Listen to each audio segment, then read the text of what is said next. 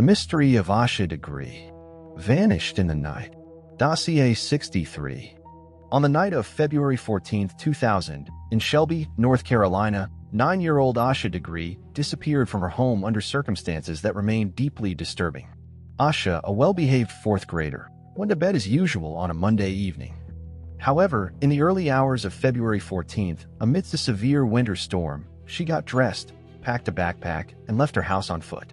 There were no signs of a break-in, and her family was asleep, unaware that she had stepped out into the darkness. By the time her parents realized she was missing, the local police were alerted, and a search operation was immediately launched.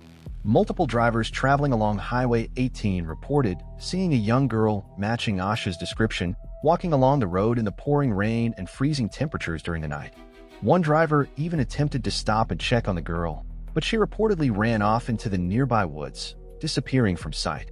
The police search, utilizing tracking dogs and search parties, initially failed to locate her or find any physical evidence in the immediate area. The investigation then expanded, but the trail went cold quickly as weather conditions compromised the environment, and no further sightings of the girl were reported. The case soon became a national mystery, leaving the community of Shelby in a state of shock and confusion as to why a young girl would leave her home in the middle of the night during such dangerous weather. The investigation moved forward with little progress until over a year later, in 2001, when a significant, albeit puzzling, discovery was made. Construction workers, while clearing a site several miles away from the highway where Asha was last seen, uncovered a black trash bag buried in the ground. Inside the bag, they found a backpack containing items that belonged to Asha, including a library book and a nightgown that her parents stated were not in her possession when she went missing. The discovery of the backpack, which had been meticulously wrapped in a plastic bag before being buried, suggested to investigators that Asha's disappearance might not have been a case of a child wandering off, but potentially the result of an abduction. The backpack was sent for forensic analysis, but the recovery of evidence remained limited due to the duration it had spent buried in the ground. The police pivoted their focus toward the surrounding community, interviewing neighbors and locals about any suspicious vehicles or individuals seen in the area at the time. Rumors circulated regarding the Deadman family, who lived nearby and were caretakers for a man named Russell Underhill. Investigators were interested in a vehicle connected to the property. The FBI and local authorities eventually seized a green AMC Rambler linked to the Deadmans to check for forensic evidence. Despite these leads and the interrogation of individuals associated with the property, no direct link to Asha's disappearance was confirmed, and no charges were filed at the time.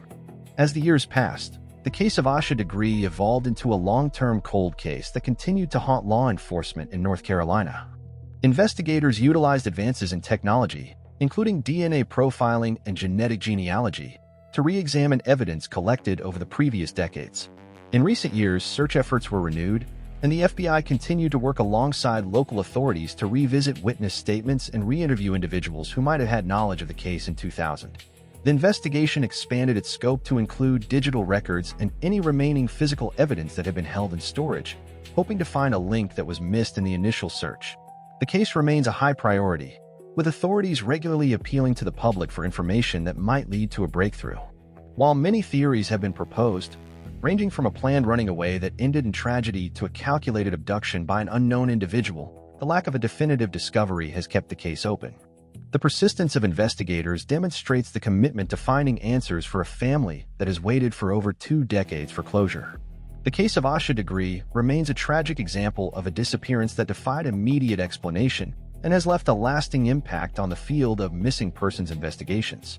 The disappearance of Asha Degree remains one of the most baffling cold cases, standing as a somber reminder of the vulnerabilities surrounding missing children investigations.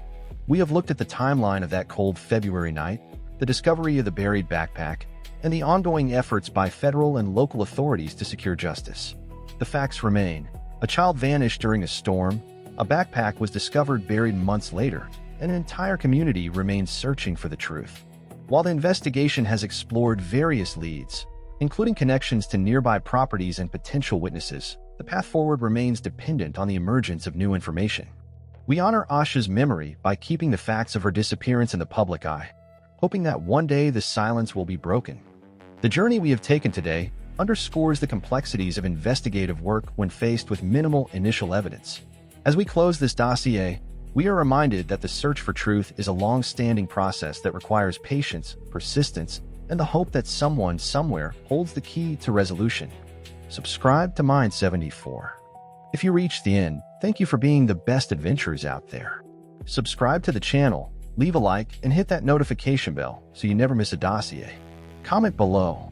What do you think happened to Asha Degree on that highway?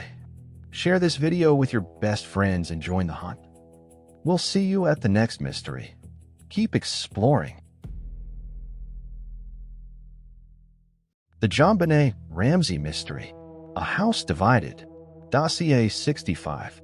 On the morning of December 26, 1996, in Boulder, Colorado, Patsy Ramsey, the mother of 6-year-old JonBenét Ramsey, called 911 to report that she had discovered a 2.5-page ransom note on their kitchen staircase. The note claimed that JonBenét had been kidnapped by a small foreign faction and demanded $118,000 for her safe return, an amount that precisely matched the Christmas bonus JonBenét's father, John Ramsey, had received that year.